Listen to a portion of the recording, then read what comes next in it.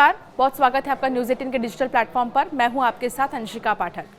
फरवरी 2022 में शुरू हुआ रूस यूक्रेन युद्ध अब इतना उलझ चुका है कि सुलझने का नाम ही नहीं ले रहा है। इसे समाप्त करने के लिए कई जटिल मुद्दों पर सहमति बहुत जरूरी है। अमेरिकी राष्ट्रपति डोनाल्ड ट्रंप और यूक्रेन के राष्ट्रपति व्लादिमीर ज़ेलेंस्की की 18 अगस्त 2025 को वॉशिंगटन में होने वाली मुलाकात से काफी उम्मीदें हैं। ये शांति की दिशा में एक कदम हो सकती है। हालांकि यहां पर भी कई पेच फंसे हुए हैं। व्लादिमीर पुतिन ने अलास्का में मीटिंग में अपनी तरफ से डोनबास इलाके के बदले में युद्ध रोकने के संकेत दिए हैं, लेकिन मसला यह है कि इतना अहम इलाका यूक्रेन कैसे छोड़े।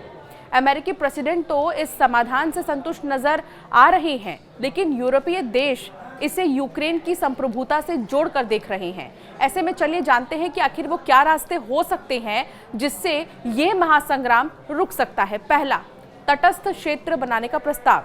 रूस ने 30 दिन के युद्ध विराम पर सहमति जताई है, जिसमें यूक्रेन के ऊर्जा ढांचे पर हमले रोकने की बात कह रहा है। ये युद्ध विराम अस्थायी शांति समझौते और अस्थायी शांति समझौते की ओर पहला कदम हो सकता है। अगर डोनबास यानी कि डोनेस्क और लुहांस्क को तटस्थ क्षेत्र यानी कि डीमिलिटराइज्ड जोन बना दिया जाए तो दोनों पक्षों में तनाव कम हो सकता है। इसके अलावा लैंड स्वैप का फॉर्मूला, जैसा कि रूस चाहता है कि यूक्रेन डोनेस्क और लुहांस्क, खेरसोन और ज़ैपोरिजिया को औपचारिक रूप से छोड़ दे। ट्रंप ने सुझाव दिया कि खेरसोन और ज़ैपोरिजिया में रूसी सेना स्थिर हो सकते हैं, जबकि डोनबास रूस को मिल सकता है। हालांकि ज़ेलेंस्की ने डोनबास छोड़ने से इनकार कर दिया है, क्योंकि ये यूक्रेन के डिफेंस को कमज़ोर करेगा। एक संभावित समझौता ये हो सकता है कि कुछ क्षेत्रों में जनमत संग्रह हो, जैसा कि 2014 में क्रीमिया में हुआ। हालांकि ये विवादास्पद होगा। तीसरा, नेटो को भूल जाए यूक्रेन। रूस की प्रमुख मांग है कि यूक्रेन नेटो में शामिल होने की इच्छा त्याग दे। पुतिन ने नेटो जैसी सुरक्षा गारंटी की पेशकश भी की है, जो एक समझौता हो सकता है। यूक्रेन तटस्थ स्वीकार करने से हिचक रहा है, लेकिन अगर अमेरिका और यूरोपीय संघ मजबूत सुरक्षा गारंटी दे तो ये संभव हो सकता है। नेटो और अमेरिका का ब्रेकअप, यानी फिलहाल जो स्थिति है उसमें एक रास्ता ये भी हो सकता है कि अमेरिका खुद को नेटो से अलग कर ले।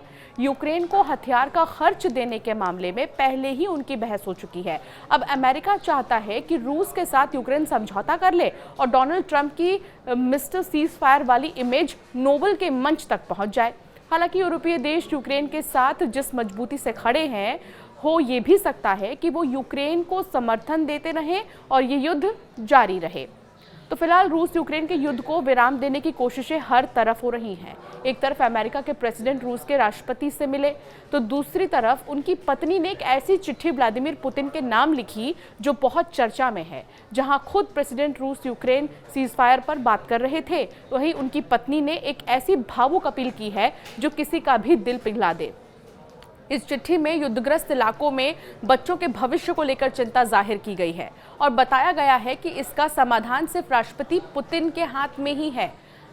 मेलानिया ट्रंप की ये अपील सीजफायर पर दी जा रही तमाम दलीलों से ऊपर है। फिलहाल ये देखना होगा कि आखिर कब ये महासंग्राम, ये महायुद्ध रुकेगा। 2022 से शुरू हुआ, 2 साल से ज़्यादा का वक्त हो चला है, लेकिन अभी भी दोनों ही देशों के बीच में बात नहीं बन पा रही है। कई सारी चीज़ें बीच में आ रही हैं और बहुत कोशिश भी की जा रही है अलग अलग देशों की तरफ से, ताकि इन दोनों के देशों के बीच में आकर मीडिएटर बनकर मामले को किसी तरह सुलझाया जाए, लेकिन वो रास्ता भी नहीं निकल रहा है। अब देखना होगा कि आगे क्या होगा। आपका क्या मानना है, हमें ज़रूर कमेंट कर बताएं।